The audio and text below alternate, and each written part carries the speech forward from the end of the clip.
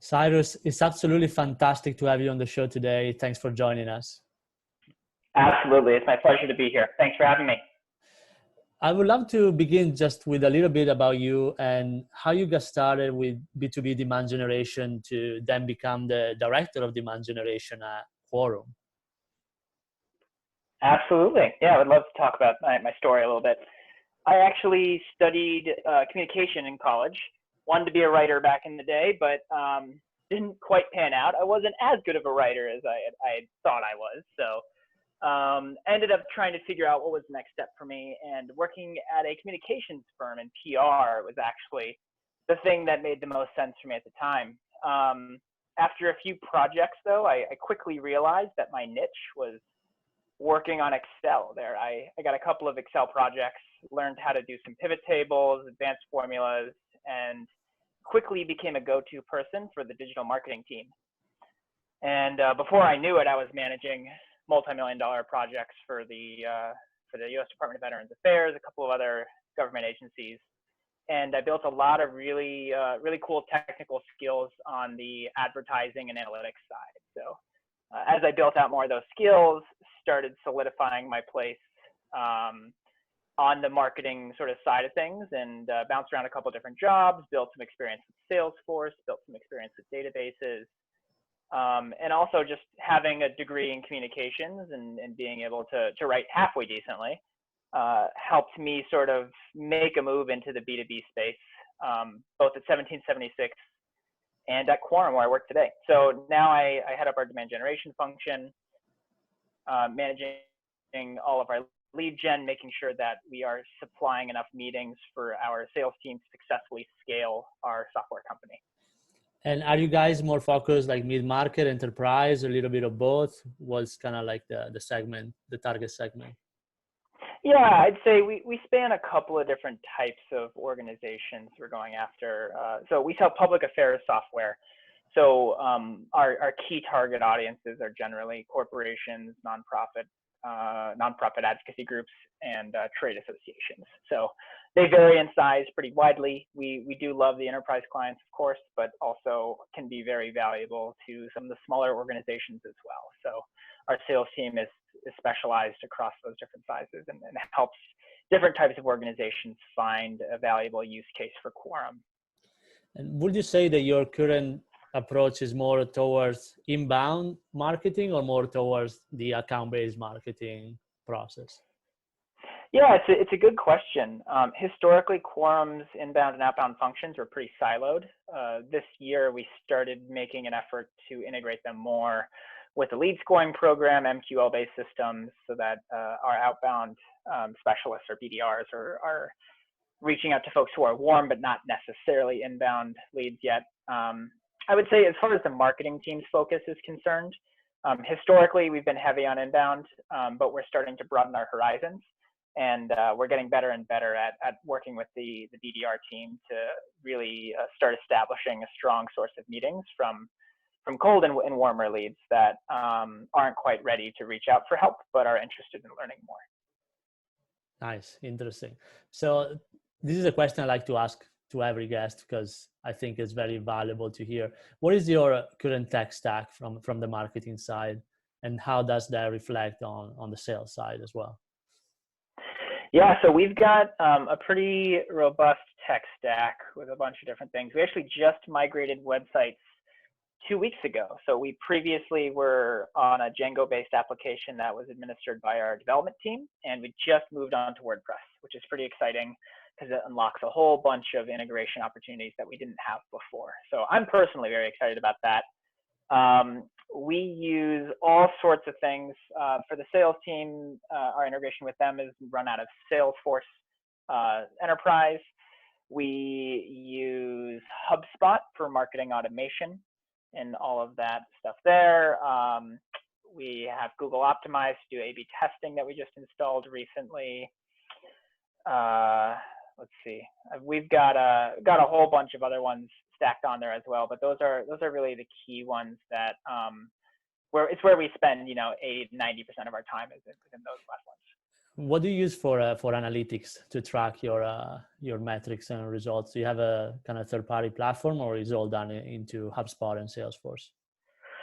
We use a good bit of Google Analytics, but it's done in tandem with Salesforce and HubSpot. Now that I think about it, our BDRs also use SalesLoft as well.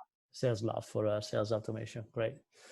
And so tell us a little more about your team, how you guys are structured in the marketing team. Yeah, let's see, we've got a pretty wide variety of different functions these days. We've got some folks focused on, we've got Teresa focused on comms. We've got the demand generation team, which I manage, which includes me and Satya, who are focused on generating those meetings, both inbound and with the help of our BDRs. We have field marketing, we've got product marketing, some of the standard stuff that you would expect to see. Nice. Do you have people dedicated, for example, to run paid campaigns, or is all falling back to demand generation?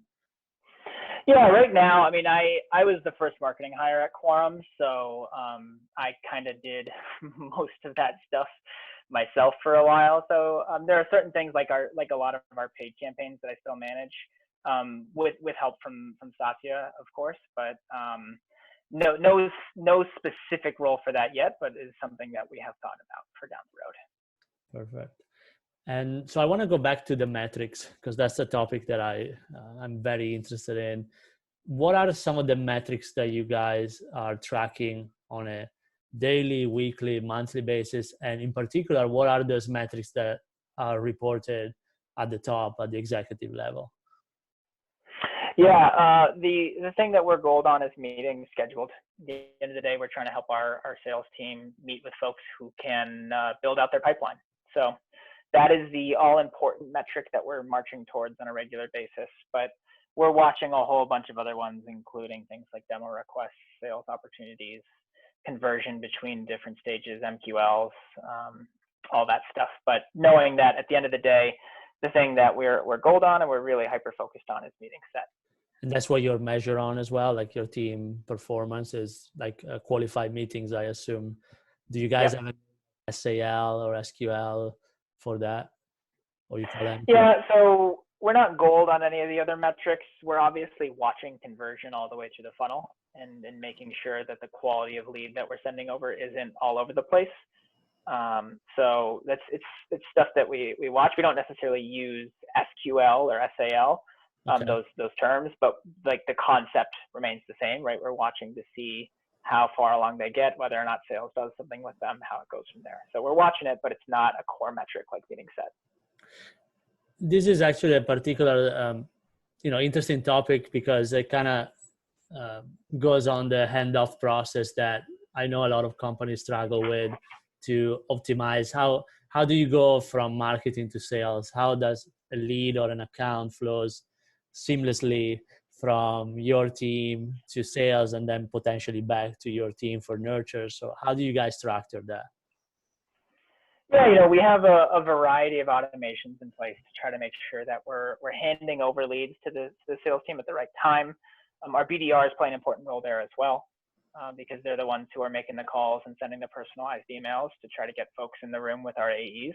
So it's a combination of different things across both automated systems as well as human beings checking things. And the end result is generally we're looking for a clear next step after each meeting that we have. And if it's qualified and good to go, then the AE will take it. But if not, then they'll go back into our lists, and we'll see what we can do in terms of keeping them interested and warm, and hopefully eventually getting a meeting set again. And do you use a scoring system in HubSpot to track that, or is mostly done through like definition or events? Yeah, we do actually use a lead scoring system. That was a long project. We spent a long time working on that lead scoring system, but it is working now, and it's takes into account all sorts of different attributes across both behavioral traits and demographic traits in terms of what type of person they are. Awesome. Yeah, this is now something that every company does. And do you have any recommendation if someone has to start with the lead scoring today? Because I know a lot of companies tend to overcomplicate it very quickly. So what would you recommend, just since you just go through that process? Oh yeah, keep it simple, stupid. Nothing too fancy. I think the thing that kept us from deploying for so long was trying to make it perfect. That's something that I have historically done to a fault. And at a certain point, you got to get it off the ground. So, you pick a couple of areas to make sure that you're covering your bases. You want to make sure that you're monitoring what they're doing on the site. You want to make sure you understand how well they're engaging with your emails. You want to know a good bit about what their title looks like and how that compares to your ideal buyer and their organization name. But you don't need to get too fancy beyond that. You get some basic rules. I'll always recommend that you don't just throw darts at the wall and say, I think that this has this value, but rather take a big spreadsheet, look at all of your contacts in the system, and then understand which traits tend to make someone more likely to convert actually in the numbers, because you'll see some surprising things in terms of traits that you thought were going to be runaway positives that didn't really have much of an impact. So would absolutely recommend doing some basic analysis, and that is why it's so important to keep it simple. Because if you're looking at too many different attributes and too many different categories, it's going to be too hard to do meaningful analysis and to get a scoring system that works at the end of the day. Yeah, I found a lot of companies that get too fixated also on the actual number values of the scoring. Do you give 20 points or 25 points? And that also becomes like a roadblock to actually deploy the system. Oh yeah, my manager Jess, our VP of marketing at Quorum, has a lot of experience with these systems, and I had a fun time working with her on building it out. But in her past organization, they use 75 as their point threshold. Yeah. And I was like, you know what? We're going to make 75 work. So the numbers are arbitrary. Doesn't really matter what they are, as long as it's a nice round number that everybody likes. So we like 75. We made it happen, and it works well. Yeah, you can make 1,000. It doesn't really change, right? Doesn't matter. Does not matter. As long as everyone agrees. Mm-hmm. Cool. So another thing that I'm really curious to know is, what is, if you have to mention one or two, your top lead sources today? Like, what is really working for you guys? Yeah, at the end of the day, we're a B2B business. We love search. We love organic and paid search. It's the right buyer at the right time, right? A lot of these other channels are interruptive. You might get the right person, but they might be, watching cat videos. Who knows? But with paid search and organic search, it's the right person, and that they're looking for help at that moment. So that's where we see a lot of success and spend a lot of time focused on. And how do you know though it's the right person? Because you might get someone, especially in search, that they have the intent, but maybe their company is too small, they don't have the budget. It doesn't meet all your qualification criteria. Yeah, no, absolutely, and we do get people like that at the end of the day, but we can monitor over time quality as a function of how well that channel converts, right? If we are seeing 10 to 20 a week or 10 to 20 a month, whatever it is, and of those, we generally see about half come through the other end. If that conversion percentage doesn't move around too much, then we can be pretty confident that the quality is good enough to make it worth it, especially if we're doing a cost per opportunity or cost per further down the funnel kind of analysis, where we're making sure that we're only paying for things that turn into actual pipeline. So that's what you use as a comparison metric, is kind of obviously value of the pipeline and revenue, but also the cost per opportunity, cost per meeting, or some of those metrics. Absolutely. Yeah. We don't really put a whole lot of stock in cost per click or even cost per demo request, to be honest, because it's just too high in the funnel and you can't really get a good read on what the quality is there. Yeah. And that kind of leads me to the next question that I always ask, which is probably by far my favorite topic, marketing attribution. So I would like to understand more, what models do you guys use? The first touch, last touch, you use multi-touch, some different model. And how do you track that from lead all the way to opportunity and revenue? Oh yeah, this is a fun one. I mean, at the end of the day, as I mentioned, I built out a lot of the systems that we have today. So as a result, they're semi-decent, mostly crackpot methods that barely work, but work well enough that we can continue doing the job. So there's a long way for us to go on marketing attribution in particular. But I think the basis of it is that we're most interested in the last touch that leads to that meeting.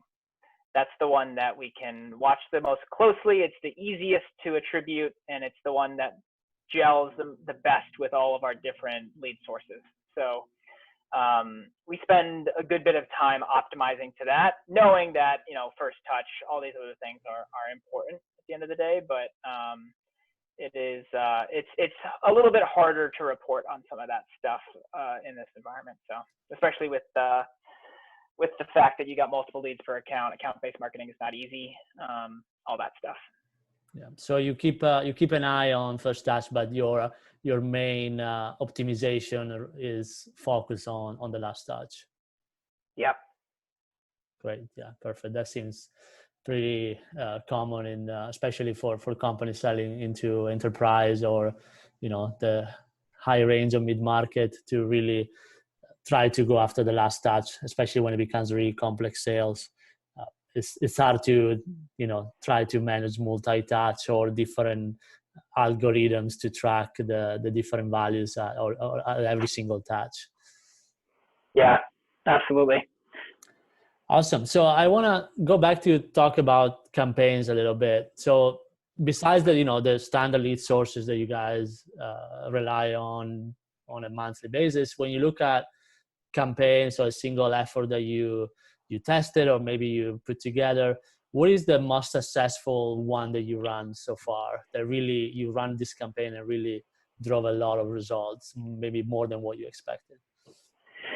Yeah, I gotta say, Satya on my team did an incredible job running a campaign around the COVID-19 pandemic back in April, and she just drove eye-popping numbers with that one. I think it was a combination of really excellent execution on her part in terms of a great prospect experience overall, in terms of the webinar and the experience leading up to the recruitment campaign, all that stuff. But I think the other thing that really worked well about it was the timeliness and the value. This series went up right as a lot of public affairs teams were focused on how to get a slice of that COVID relief bill pie, and didn't quite know what was the right way to do it. And we ran a webinar series on all the different ways that public affairs teams can use software like Quorum to achieve that goal. And we just saw an unbelievable response, just huge numbers, huge engagement. And that was really, really cool to watch. It was nice to see. And it was also nice to know that at the end of the day, we were helping a lot of these organizations figure out their plan in the middle of an unprecedented time. That's awesome to hear. I'm glad that, even in this period, you guys were able to pull something that really worked, which is actually very hard, especially, and I would like to hear from you a little bit on, because I know a lot of people in demand generation, they always struggle to get webinar registrations. And so what was the key there to really drive the high number of registration for a webinar? Did you guys use any particular channel? Was all internal list? How did that work? It's Satya. She's the secret sauce. I don't know. At the end of the day, she's good at what she does. But I think some of the channels, she's heavy on email. We've used a good bit of email sponsorships at times, but I think it's really just knowing what your audience looks like and what's going to get their attention and what they're interested in. And I think we've gotten good at it over time, and Satya knows how to talk to them, knows how to use subject lines that are attention grabbing. And I will say, technically, one thing that helped a lot is we started using HubSpot landing pages back before we migrated websites. We're now going to be able to do this on our normal website, but those HubSpot landing pages offered us the opportunity to have auto-filled form fields for users who have previously been cookied. And that was something that wasn't possible before. So that has a huge impact on your form completion rate for people who end up visiting that page, because they don't have to type in that info, and it goes from being a thing where they have to type in their name and address and all that stuff to not only they don't have to do the work, but also a reminder that, hey, we already have this info for you, so it's not even like you're giving us new info. And that has a huge impact on form completion rate. So we implemented that earlier this year, and that definitely helped as well. That's awesome. Yeah, I had the same experience with the form. Obviously, the longer the form, the smallest the conversion rate. Oh yeah. And Oh yeah. yeah, auto completion is really key, or at least reduce the number of fields if you're not able to pull off the auto completion. Absolutely. Instead, on the other end, on the opposite side of the spectrum, what was your least successful demand gen campaign? Like something that maybe you tested, you wanted to try, it didn't work out at all, and you wouldn't do it again. And it doesn't have to be a Quorum; it can be maybe in a previous company. Oh man, where to start? There's a lot of those. I don't know. It's tough to say because it's sometimes hit or miss. Like you'll run one sponsorship and you'll get 10 meetings and 2 opportunities from it, and then you'll run it again 2 months later and then you'll get nothing. It's there's that's, I guess, the beauty of marketing, is that there's a human element to it. At the end of the day, there's a bunch of people on the other end, and sometimes it works with people and sometimes it doesn't. So when I think of specific examples of flops that stick out in my mind, we spent a lot of time doing content marketing for a lot of my early time at Quorum, and it showed great engagement. But at the time, it just didn't really drive pipeline, and I don't think that we really had a grasp on that until a good deal later. So it had the nice side benefit of building us an avid following of people who were interested in our content, and I guess that helps a little bit down the road. But in the moment, it was pretty frustrating because the amount of work we would pour into this stuff, and we would just get no demo requests, no meetings, no nothing. And those were blog posts or other yeah, these are data reports, blogs, like any kind of stuff around what's happening in Congress or state legislatures. Got it. And again, like we drive big, exciting buzz around it, and then have nothing to show for it when it comes to sales. So that was that was frustrating, but I'm sure we've had certainly worse mistakes, but that's the one that comes to mind just because of the amount of work we put into that kind of stuff. Yeah, maybe that was not even a mistake. It's just, content marketing takes such a long time to see the effect. And in general, tech companies don't have that patience to wait, right? Maybe that's probably a better way of framing it. I think that's honestly the truth. So someone else will benefit from that in the future.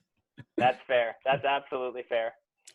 That's awesome. So I could keep talking, but I want to, for the sake of time, make sure I ask you at least 2 or 3 more questions.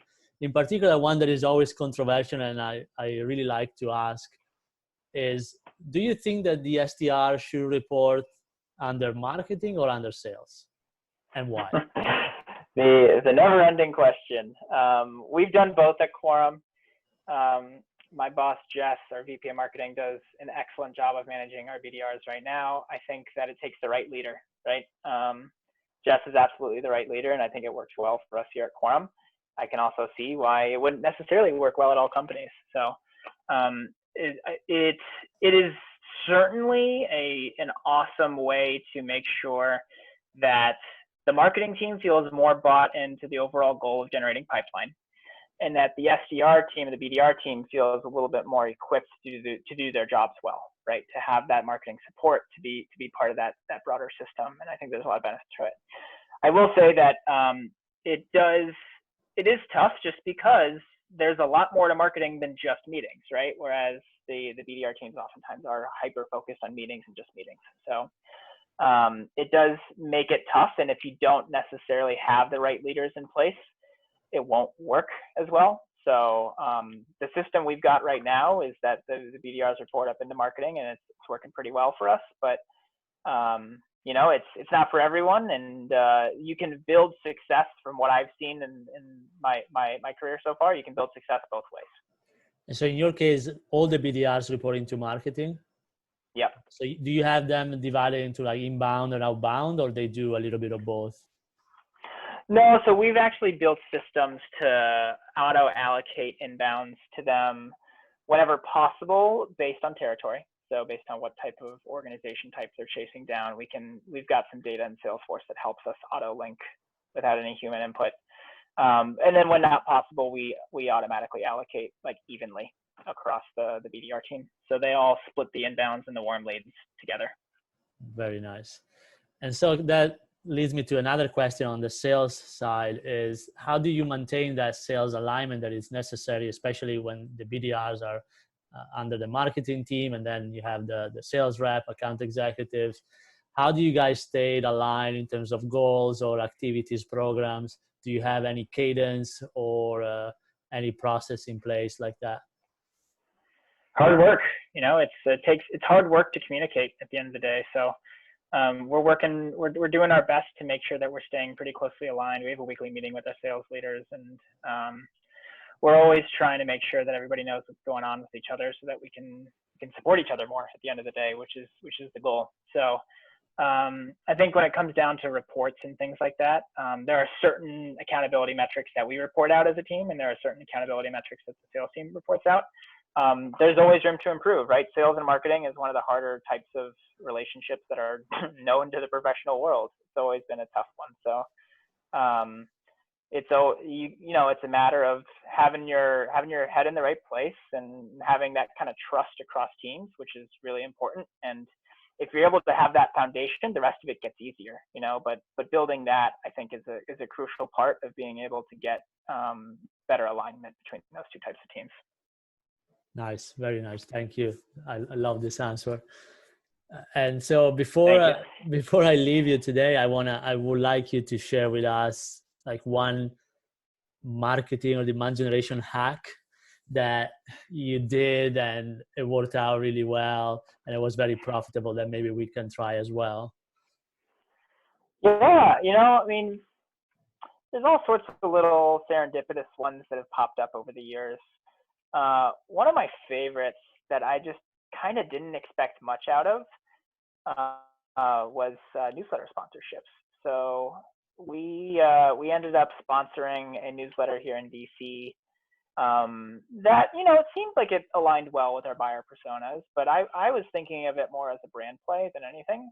And it ended up spitting out like, 5, 6, 7 demos and a couple opportunities out of there. And it wasn't that expensive, and it was a one-shot sponsorship. And it was, we spent a little bit of time working on the creative for it, but it was really exciting to see that thing go off and just all the meetings come in. So it's tough to replicate, right? Like we've tried that a couple times since then and haven't quite gotten the same results, but I think it's less of a hack and more of a perspective, which is that you got to diversify and trust that in the long run, you don't want to have all your eggs in one basket. It's just like investing your stuff financially.